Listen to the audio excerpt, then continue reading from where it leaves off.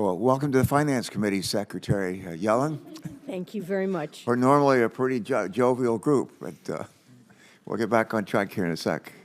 But thanks so much for joining us. Thanks for taking on a tough job and making us proud.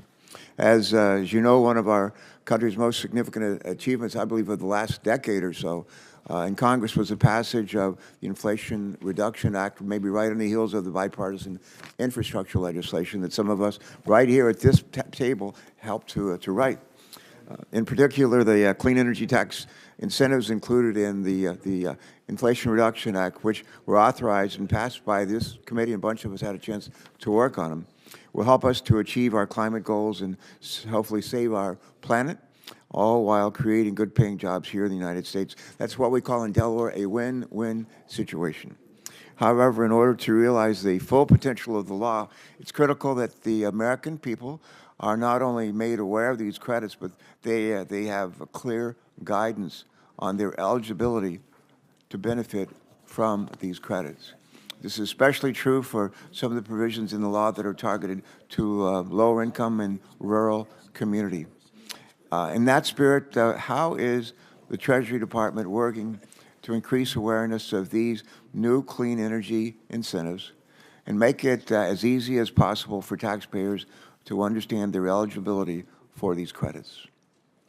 That's an important question, and let me just say that this is a very top priority for Treasury and our Office of Tax Policy.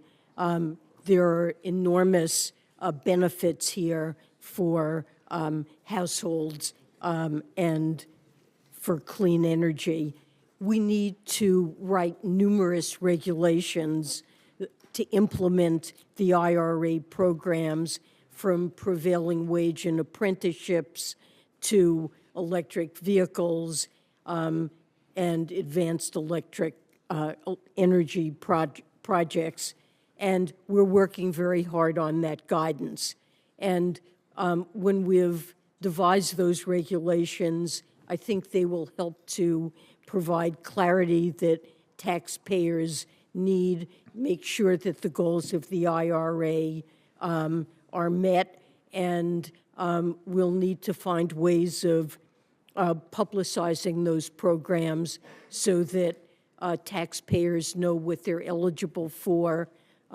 There are benefits for investing, for example, in electric heat pumps or energy-efficient appliances, and we'll need to work to make sure that this information is available to households so they can take advantage of these credits. Thanks for that response. My second question, also relating to the IRS, but IRS funding implementation. Another significant accomplishment included in the Inflation Reduction Act was the badly needed investment to revitalize the IRS, in part to help them provide better service to the people that are going to be calling them, especially as they prepare their tax returns. But as the chairman mentioned earlier, taxpayers are already reaping the rewards of this funding.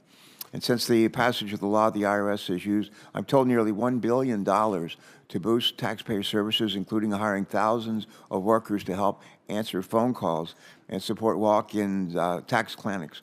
And because of these investments, the IRS, listen to this is worth listening to.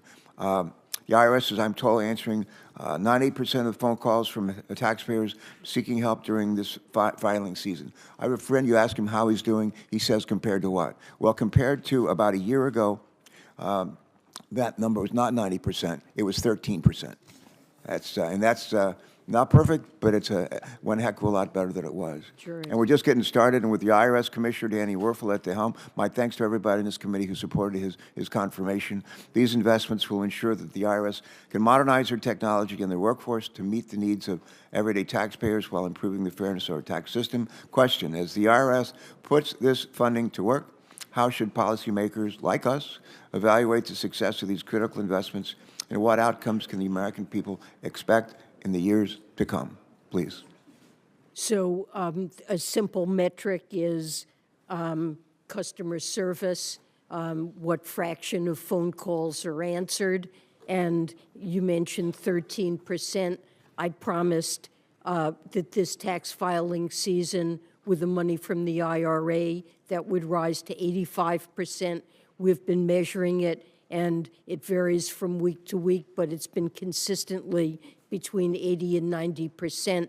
And there are other metrics we can look at, speed of refunds that taxpayers receive, backlogs in the amount of paper that they're dealing with, and I believe this money will certainly lead to faster responses to taxpayers, more efficient and easier ways for them to, for example, deposit checks directly into their accounts. We will invent many metrics that I'm sure we'll be able to enable you to monitor how this money is improving. We welcome those metrics. Keep us heading in the right direction. It's very encouraging. I thank my colleague. Senator Bennett was gracious enough to give his time to Senator Cassidy, so the next three will be Senator Brown, Senator Thune,